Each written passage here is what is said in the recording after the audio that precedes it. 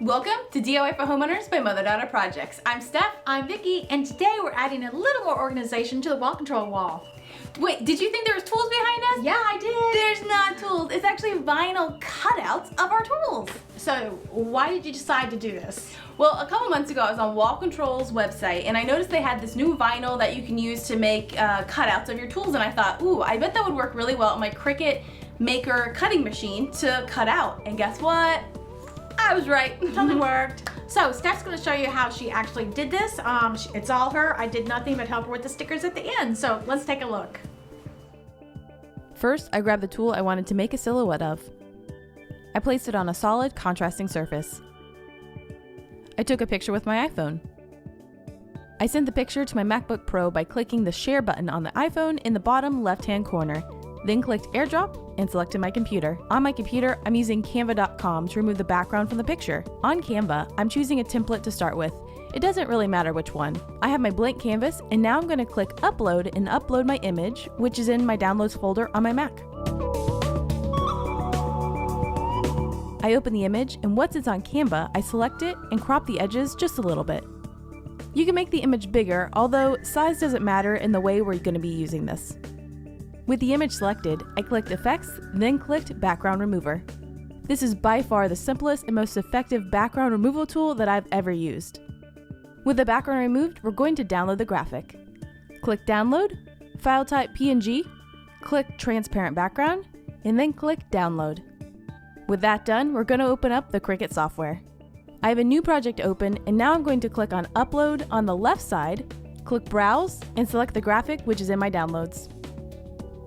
Select Image Type, Simple, Continue. If I needed to manipulate the image anymore, I could do that here, but I don't need to, so I'm going to click Continue. All I need is the silhouette of the tool, so I select the second image, which is titled Save as a Cut Image. Give a title to the image and hit Save. It now shows up in Recent Images. I select it and click Insert Image. The image will show up in the canvas, but it's not the actual size of the tool. You want to get out a tape measure and measure the actual tool. This one's about 14 inches. Then you just drag the edge of the image to the size that you want it to be. You can also adjust the size of your canvas with the plus and minus in the bottom left corner. Keep in mind that you can't make anything wider than 12 inches and taller than 24 inches. Now that the software is set up, I'm going to add the silhouette vinyl to my Cricut cutting mat. This white vinyl already has cut marks on the back which line up with where I need it to be cut, so it was a nice guide. I attached the vinyl to the Cricut sticky mat, which will keep the vinyl in place while it's being cut. You can see in the software I added a few more silhouettes. I'm ready to cut, so I click Make It in the top right corner. First, you set the material. I found the standard vinyl setting worked well on this vinyl. My fine point blade is already installed in my Cricut, and I clicked Load Mat. Then click C on the Cricut machine to start the cut. I find this vinyl cuts really well, but I did notice it's a tad wider than 12 inches, so it bunches up a tiny bit on the sides, but I didn't find that was an issue in the overall cut. Once it cut, I unloaded the mat and easily removed the vinyl. I continued this process for all the tool silhouettes.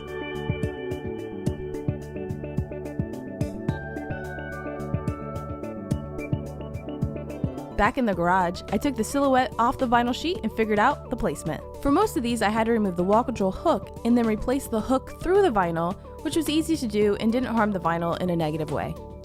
I put the tool on top. This one was a little bit off and I could easily go back and adjust the vinyl if I wanted to. I just continue this process with the rest of the tools. Here's the cutout of our bandsaw. It worked out perfectly. I'm adding some more vinyl that I cut out the same way. I ran out of the white vinyl, so I moved on to the black vinyl, which we also got from Wall Control. I followed the same process as the white vinyl. A couple of things I noticed between the two different colors. The black was exactly 12 inches and fit perfectly on the mat. It also didn't have any texture on the surface like the white, and the black vinyl had much more sticky on the back than the white. Also, the black did not have cut lines on the back. I'll talk more about this at the end. I wasn't going to make cutouts for everything, but it was so fun that I just couldn't stop myself. And even the clamps got shadows. I was really impressed with how much detail the picture was able to capture and Cricut was able to cut out. The reason I got both black and white vinyl is because some tools we double up on hooks, so I wanted to make a white and black cutout to demonstrate this in those locations. But I also ended up using the black because I ran out of the white for the larger tools. We have 6 drills, so we didn't think a cutout would be super helpful, but rather a label behind each one to know where they go. And this is how I place them on the wall. This will be much more informative than the shape of these tools. What we learned. Now for this, all of the vinyl you see here, we used 2 rolls and we still have a little bit of the black left. This is the box from the white roll, and so I talked a little bit in the video about the differences. So again, the white vinyl had some texture to it, the black does not. The black fit exactly perfectly on the Cricut cutting machine mat. The white didn't, but it wasn't a huge issue.